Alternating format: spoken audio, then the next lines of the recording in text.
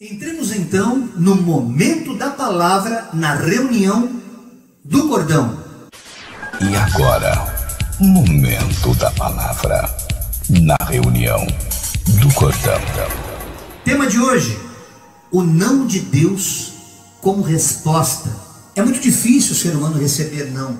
Nós nunca estamos preparados para os nãos da vida, mesmo no dia a dia, no nosso cotidiano, na nossa família.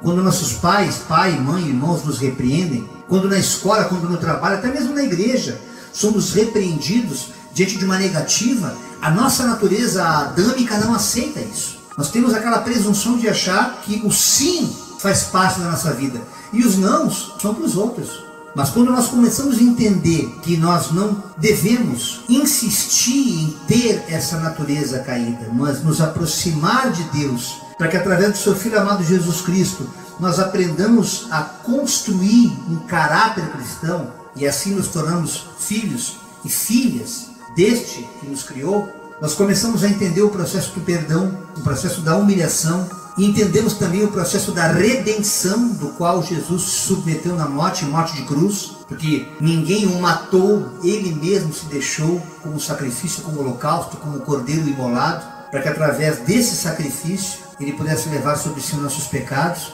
Mas a única forma de a gente poder entender a natureza de Deus é realmente nos submetendo à sua palavra. Segunda carta de Paulo aos Coríntios, capítulo 12, versículos de 8 a 10. E para que eu não me ensoberbecesse com a grandeza das revelações, diz o apóstolo Paulo, foi-me posto um espinho na carne, mensageiro de Satanás, para me esbofetear, a fim de que eu não me exaltasse diante de tantas revelações que ele teve no deserto, a caminho de Damasco, perseguindo os cristãos. O então Saulo de Tarso teve um choque, recebeu uma luz do céu, não se sabe se ele estava a pé ou a cavalo, mas diz que ele caiu com o rosto em pó, e ouviu aquela voz, aquele estrondo como um trovão: Saulo, Saulo, por que me persegues? Quem és tu, Senhor?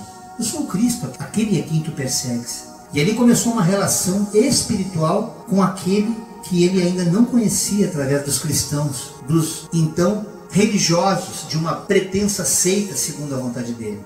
E quando ele se converte ao evangelho como Paulo, o apóstolo Paulo, ele é perseguido por um espinho na carne, no qual a Bíblia não relata. Alguns teólogos dizem que é uma enfermidade, outros dizem que era alguma outra coisa a nível de concupiscência, não se sabe ao certo. Mas o que importa é que ele deixa muito claro numa oração que ele faz a Deus, e ele, conversando com Deus, ele fala: Senhor, 3 vezes eu pedi a ti que afastasse esse mal de mim. E aí Deus fala com ele tremendamente: a minha graça te basta, porque o meu poder se aperfeiçoa na fraqueza.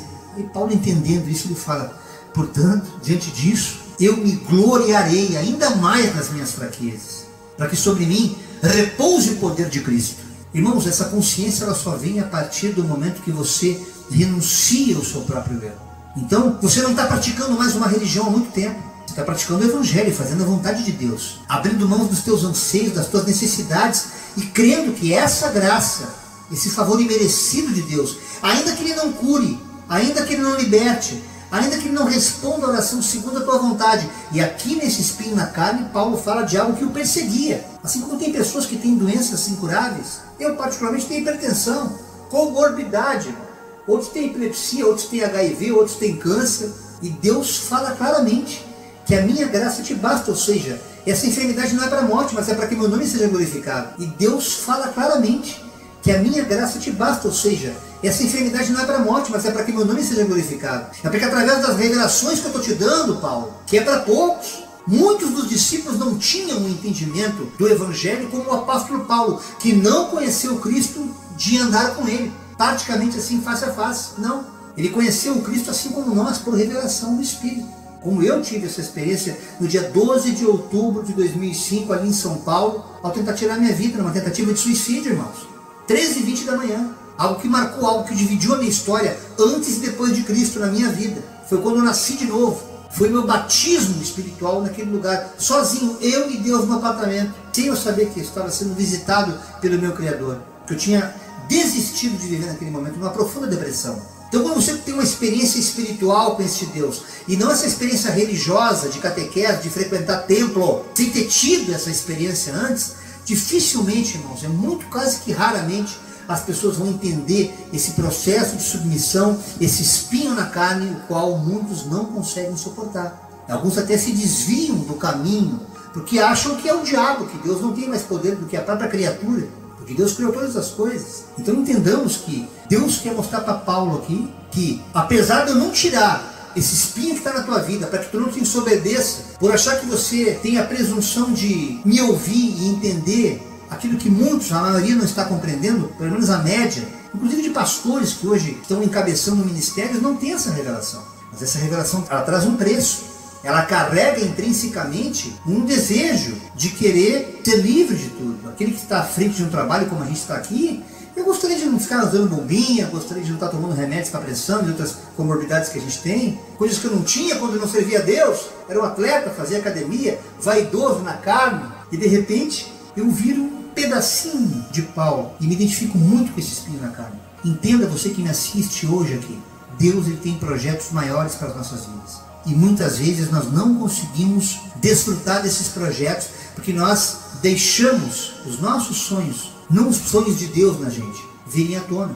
Então muitas coisas, quando Deus nos escolhe, como ele fala em João 15,16, não foi vocês que me escolheram, mas eu que escolhi vocês e nomeei, para que vocês andem nessa terra dando fruto, e esse fruto permaneça, a fim de que tudo que vocês pedirem ao Pai em meu nome, seja concedido.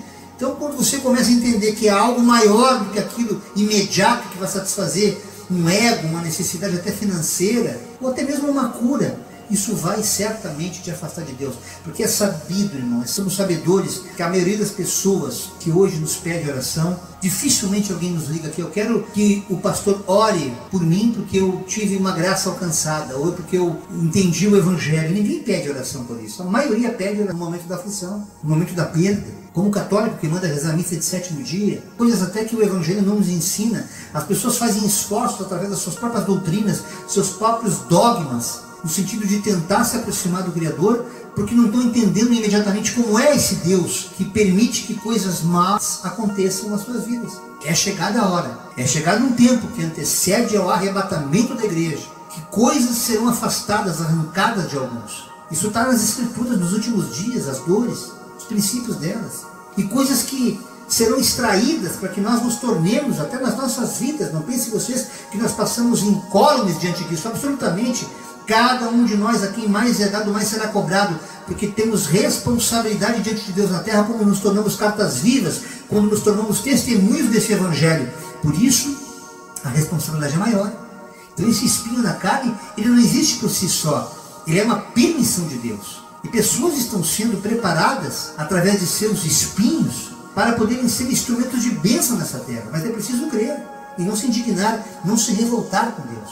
Então Deus nos traz aqui, neste tema, no momento da palavra, o não de Deus como resposta, para que você comece a entender a resposta de Deus diante das tuas orações, dos teus pedidos, das tuas necessidades, para que você compreenda que tudo que está acontecendo, tudo contribui para o teu crescimento espiritual, ainda que nesse momento transitório, nessa transitoriedade, nesse momento que vai passar, que não vai ser eterno, você possa crescer na graça e no conhecimento de Deus. Um outro episódio que acontece descrito aqui em Marcos, capítulo 2, verso 35 a 40, que tem muito a ver com as vaidades que nós, seres humanos, temos. Dois daqueles discípulos que estavam com Cristo, após Jesus ter falado para eles como é que ele deveria de padecer, rasgando o coração para aqueles discípulos que supostamente já deveriam estar entendendo o porquê de Jesus estar na terra, diante daqueles fatos, vou ser crucificado, vou ressuscitar o 3º dia, ele contou toda a história que ele ia passar. E nisso, aí começa o texto. Tiago e João, filhos de Zebedeu, aproximaram-se de Jesus e disseram: Mestre, queremos que nos faça o que vamos te pedir. Olha o protocolo de aproximação de Cristo, Deus encarnado, para fazer um pedido. Eles reconheciam que ali estava o Deus encarnado. E Jesus fala: o que vocês querem que eu lhes faça? Perguntou ele, Jesus. Eles responderam: permite que na tua glória, lá no céu, lá para onde você vai, lá para onde nós estaremos contigo, nós cremos na ressurreição, permite que nós nos assentemos, um à tua direita e outro à tua esquerda. Disse-lhe Jesus: vocês não sabem nada, inocentes. Vocês não sabem o que vocês estão pedindo. Podem vocês beber o cálice que eu estou bebendo, ou ser batizados com o batismo com que eu estou sendo batizado? E eles responderam: podemos. Responderam eles. Jesus disse: Vocês vão beber desse cálice, pode ter certeza que eu estou bebendo. Serão batizados com o batismo que eu estou sendo batizado, ou seja, vocês não sabem o que espera por vocês. Depois você lê, não posso falar aqui agora, como cada um desses discípulos morreu. E você vai ver as tribulações que eles passaram, para que através dessas tribulações, eles verdadeiramente tornassem cartas vivas, especificamente seguidores de Cristo, assim denominados os cristãos. Deus permitiu que eles, cada um deles, por amor ao meu nome, ele dizia: vocês serão perseguidos por suas famílias, vocês serão desprezados, serão chamados de fanáticos, cuspirão em vocês. A coisa era muito mais séria naquela época do que supostamente passa a ser hoje. E aqui, Jesus deixa bem claro: não, vocês não estão sendo batizados como eu também fui. Mas o assentar-se, um à minha direita e o outro à minha esquerda, não cabe a mim. Não cabe a mim. Pô, tu não é Deus, Jesus? O seu negócio é com o Pai. Vocês têm que entender que apesar de eu ser o Filho, apesar de eu ser Deus que faz parte dessa trindade, Pai, Filho e Espírito Santo, eu vim aqui cumprir aquilo que meu Pai ordenou. Eu não vim aqui pela minha própria vontade. Então não cabe a mim decidir quem vai ficar à direita ou à esquerda. Vocês têm que entender que eu estou como advogado de vocês aqui. Vocês têm que entender que o motivo da minha vinda aqui é porque eu sou o único que pode advogar a causa de vocês diante do meu Pai, que está nos céus. Nenhum de vocês tem condição de chegar diante dele, a não ser por intermédio de mim. Porque ninguém é santo o suficiente, por mais que se santifique, para chegar diante dele sem o advogado que é o Cristo. E Jesus deixa muito claro que aquele motivo de vaidade, de eles quererem sentar um à direita e um à esquerda, era tão somente porque eles aparecer e querer ser mais. Isso causou até discórdia, ciúmes diante dos demais irmãos em Cristo. Então ele fala: não é comigo isso aí. Esses lugares pertencem àqueles para quem foram preparados. Não nos estribemos na força do nosso braço, querendo achar que nós temos a primazia, porque agora nós aceitamos Jesus, você, meu irmão, minha irmã, pastor, quem sabe? Eu sei que Deus tem um lugar preparado para mim, melhor, uma à direita, uma à esquerda. Não. Então somente clame a Ele pela misericórdia e confie na ressurreição. E os lugares celestiais, as mansões celestiais, ou o papel que você vai ter aqui nessa terra, compete a Ele. Assim como os dias que você vai viver aqui, todos eles já estão contados. Deixa com Ele. Ele sabe todas as coisas, porque Ele é o princípio e o fim de tudo. Ele sabe. Para vocês aceitarem o não de Deus como resposta, primeiro é preciso conhecer a natureza divina, porque Deus é Espírito. Ele é totalmente atemporal. Nós somos limitados. Nós temos uma vida curta. Pouco tempo a gente fica aqui. Daqui a pouco a gente vai estar falando sobre isso. Então quando Paulo fala aqui em Romanos capítulo 2, verso 3, pois pela graça que me foi dada, digo a todos vocês que estão tendo essa presunção, inclusive de crescer alguma coisa, não sendo. Ninguém tenha de si mesmo um conceito mais elevado do que deve ter. Não se ache um teólogo, não se ache um profundo conhecedor de Deus, porque agora você estudou um pouco mais do livro Bíblia. Não, pelo contrário. Tenha um conceito equilibrado. Seja humilde, de acordo com a medida da fé que Deus lhe concedeu. Entenda que Deus, ele proíbe a gente de pensar além daquilo que a gente é autorizado por Deus a pensar. Não queira passar na frente de Deus tentando: eu vou conhecer, eu vou fazer agora um estudo de Deus, uma autópsia de Deus, a presunção de querer conhecer esse Deus. A teologia é o que mais se aproxima disso, mas ela é muito falha no sentido de querer escancarar uma natureza que é totalmente além. Nós que estamos aqui no aquém. A única forma de a gente reconhecer esse Deus é deixando Ele habitar em nós, para que nós tenhamos verdadeiramente essa intimidade com o Criador.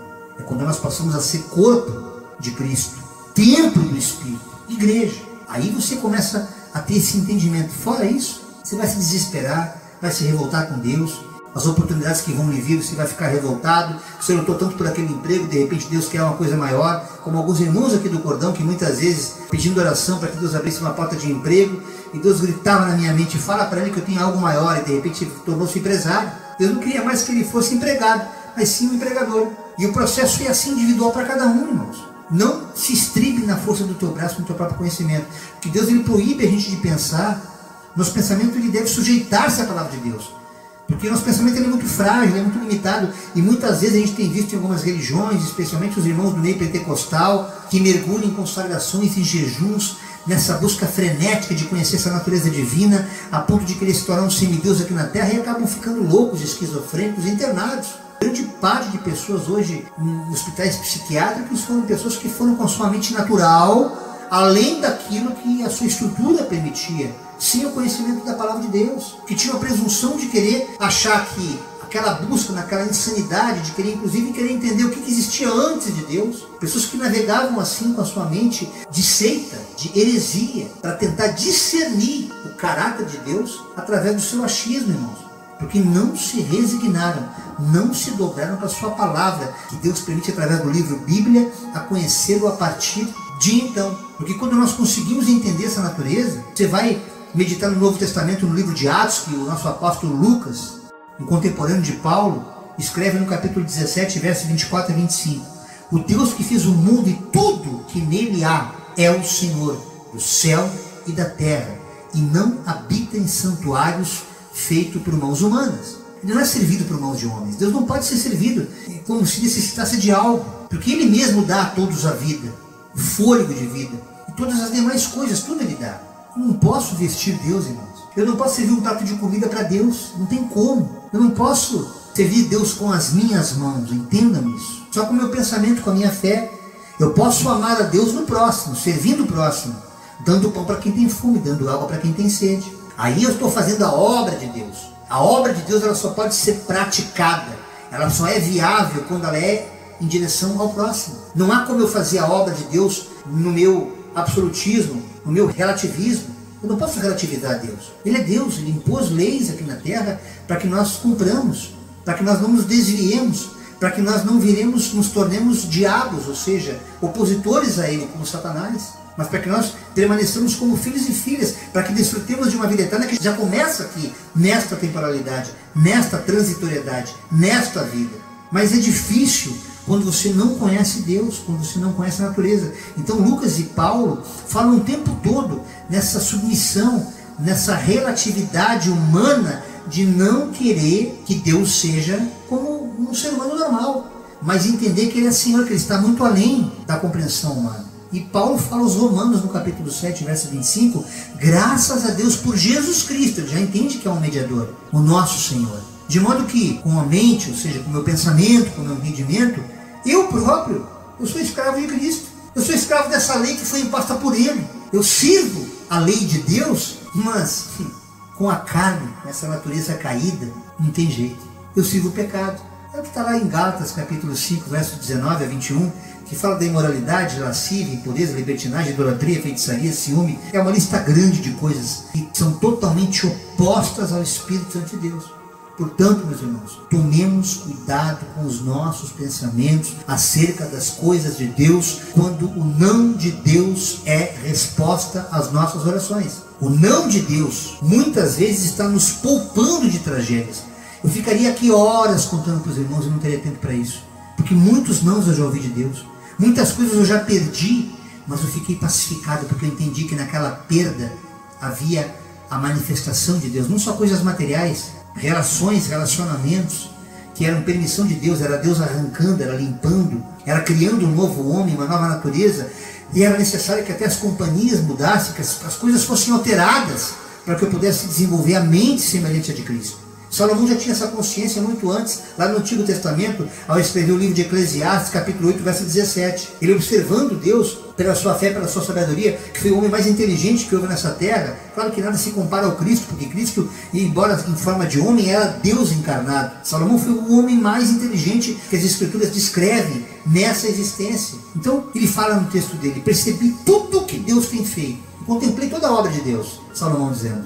Ninguém é capaz de entender o que se faz debaixo do sol. Por mais que a gente se esforce, por mais que a gente trabalhe, estude, pesquise para descobrir o sentido das coisas, o homem não o encontrará. E ainda que o sábio diga que a conhece, não compreenderá. Isso foi dito por Salomão, irmãos. Não podemos afirmar que a gente entende alguma coisa porque a gente estudou teologia, ou a gente estudou um pouco mais o livro Bíblia, quando na realidade não se consegue compreender as Escrituras. As Escrituras nos garantem que o homem mais inteligente que viveu na Terra reconheceu a sua limitação. Então quem somos nós para achar que o fato de a gente conhecer as Escrituras, achar que conhece Deus? Ninguém conhece Deus. A gente só conhece esse Deus quando não um conhecimento externo, mas aceitá-lo dentro da gente como Senhor das nossas vidas e nos submetendo à sua direção. O não de Deus passa a ser sim, porque Ele nos pacifica, Ele nos traz resposta. E a Bíblia não nos ensina como tudo era antes de Deus, exceto o que está escrito em Salmos. Porque há pessoas que chegam a esse ponto esquizofrênico de tentar buscar um outro Deus que não seja esse, para que esse outro Deus, e assim vem a idolatria, vem esses semideuses, as pessoas tornam-se até adoradoras do diabo, porque elas querem ter religiões, seitas, crenças, dogmas, segundo as suas próprias concupiscências, para que elas parem de ouvir não, mas sim. Elas querem ouvir sim, quando na verdade o que vai salvá-las da calamidade é o não de Deus. Olha que Salmos 90, versículo 2 fala: antes de nascerem os montes, e de criares, de formares a terra e o mundo, de eternidade a eternidade, tu és Deus. Isaías fala algo semelhante no capítulo 43, verso 13: ainda que antes houvesse dia, eu sou, e ninguém há que possa escapar das minhas mãos.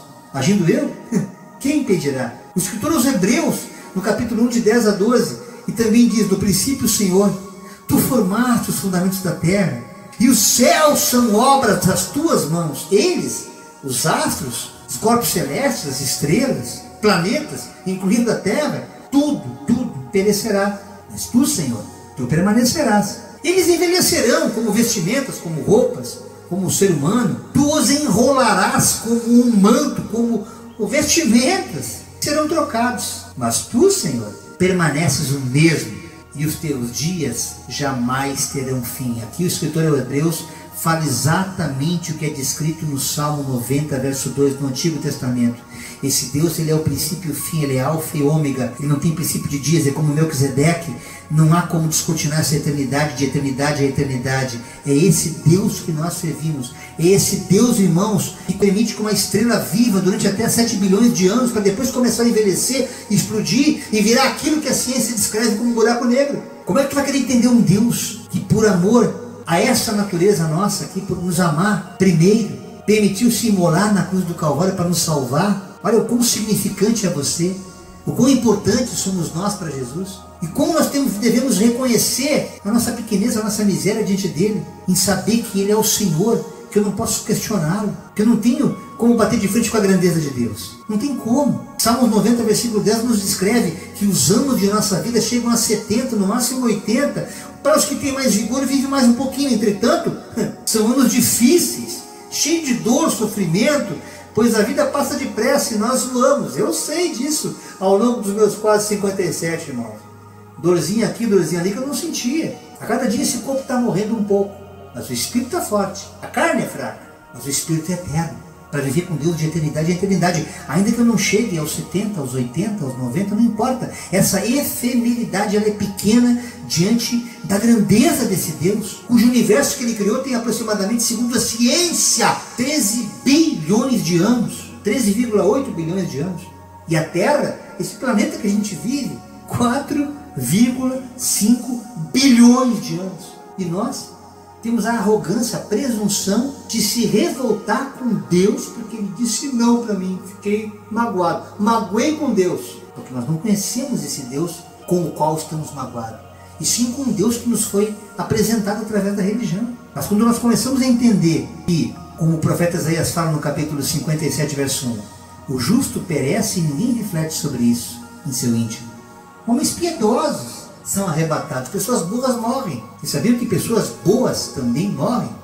Pastores abençoados estão partindo com essa Covid-19. Gente boa morre. Então ninguém compreende que os justos são tirados dessa terra a fim de serem livrados do mal. Não veja a morte do teu familiar, a morte desse que já partiu por essa Covid como o fim, mas como uma abreviação de algo maior, de um sofrimento maior, de uma calamidade maior que você poderia enfrentar diante desta pandemia que a humanidade está passando. Em tudo dê graça, ainda que você sofra, ainda que você chore, o Espírito Santo Consolador há de consolar cada irmão, cada irmã que tem passado por perdas, assim como eu também passei. Muitos queridos meus partiram essa pandemia, e mais alguns, cremos, que também partirão. Mas entenda que nesse partir, Deus está poupando essas pessoas de sofrer calamidade, porque como ele fala no Salmo 90, versículo 10, os anos da nossa vida podem chegar a 70, 80, são anos difíceis, cheios de sofrimento, que a vida passa depressa, nós voamos para a glória, voamos para sair desse corpo como uma borboleta que sai do seu casulo, como quem liberta da lagarta, para poder ter uma vida eterna, plena, como uma borboleta voando no céu, na presença do Cristo. É assim que é, irmãos. É a metáfora mais própria para o que Deus quer falar aqui na boca do profeta Isaías. Portanto, quando você orar, quando você pedir algo para Deus, mesmo que não venha a resposta adequada, creia que aquilo que vai acontecer, aquilo que vai suceder após a tua oração, é a resposta de Deus. E a convicção, a tranquilidade que você vai ter acerca do que eu estou dizendo, está registrado no Evangelho de Mateus, capítulo 6, versículos 9 e 10, que é a oração do Pai Nosso. Portanto, quando vocês orarem, orem assim: Pai Nosso, que estás no céu, santificado seja o teu nome. Venha o teu reino, ou seja, o reino dos céus. Seja feita a tua vontade e não a minha vontade. Tua vontade e não a minha vontade. Eu estou te pedindo isso, Senhor. Se isso estiver de acordo com a tua vontade, que se cumpra. Cumpra-se nessa terra, assim como a tua vontade se cumpre no céu. Tua vontade no céu é soberana. Que a tua soberania esteja sobre a minha vida, ainda que muitas vezes a calamidade chegue até mim, mas que se cumpra a tua vontade, me dê graça de suportar as aflições, me dê graça de resistir o dia mau, me dê forças, e aquieta meu coração, pacifica meu coração, se a tua resposta for um não, se ela não for um sim como eu estou esperando. Porque o mesmo Paulo, irmãos, em Filipenses capítulo 4, versos 6 e 7, que palavra maravilhosa é essa? Não andem ansiosos por coisa alguma, mesmo que vocês recebam não como resposta de Deus, mesmo que você receba não como resposta dos homens, coisas que você tentou fazer, empregos, trabalhos, oportunidades, relacionamentos. Os nãos humanos, muitas vezes, são os nãos de Deus em resposta às tuas orações. Não andem ansiosos por coisa alguma, mas em tudo pela oração e súplica, e com ações de graça, ou seja, com gratidão. Agradeça já antes de pedir. Eu não sei o que o Senhor vai fazer por mim, mas eu te agradeço por aquilo que acontecer, porque eu sei que vai ser melhor. Apresentem seus pedidos a Deus. Não queira conjecturar, já sei que eu vou ouvir um não de Deus. Não, apresente. Se aquilo for sincero, se aquilo for genuíno, se aquilo estiver de acordo com a vontade de Deus, se aquilo que você pedir não for pecado, não for algo que vai fazer mal ao outro, mas aquilo é genuíno, é próprio, peça, apresenta a Deus. E a paz de Deus, que excede todo o entendimento, guardará os vossos corações e as vossas mentes em Cristo Jesus. Essa é a condição que o Evangelho nos apresenta de quando nós estabelecemos uma aliança eterna com o Criador, através do seu Filho amado Jesus. Quando as coisas não saem exatamente como nós esperamos que saiam, mas mesmo saindo diferente, mesmo na calamidade, você se sente pacificado.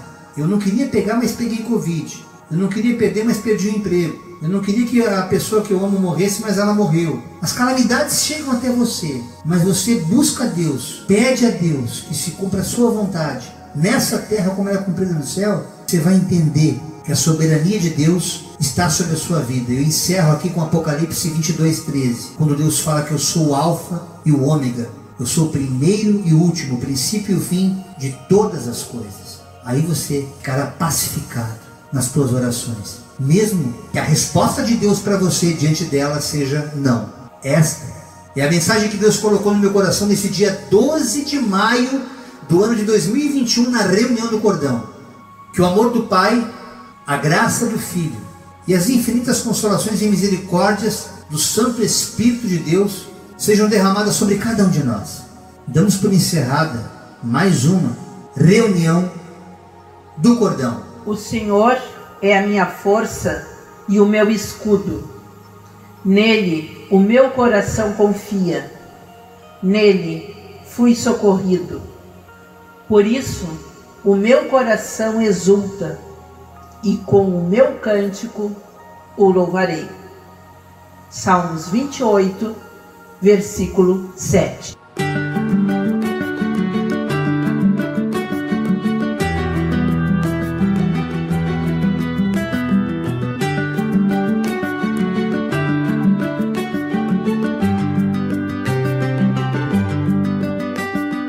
O Senhor é minha força e também é meu escudo.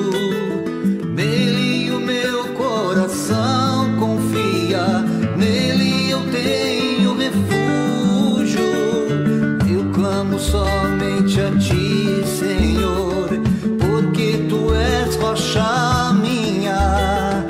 Não seja surdo para me ouvir, não te cales acerca de mim. O Senhor é minha força e também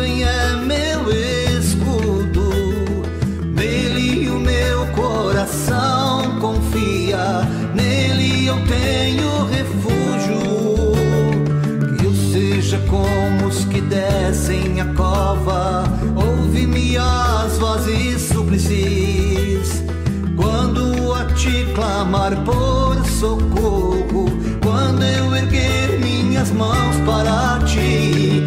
O Senhor é minha força e também é meu escudo. Nele o meu coração confia, nele eu tenho refúgio. Não me arraste com os ímpios, com os que praticam a iniquidade. Eles só falam de paz e amor, mas em seus corações tem maldade. O Senhor é minha força e também é meu escudo. Nele o meu coração confia, nele eu tenho refúgio. O Senhor é minha força e também é meu escudo. Nele o meu coração confia, nele eu tenho refúgio, Senhor.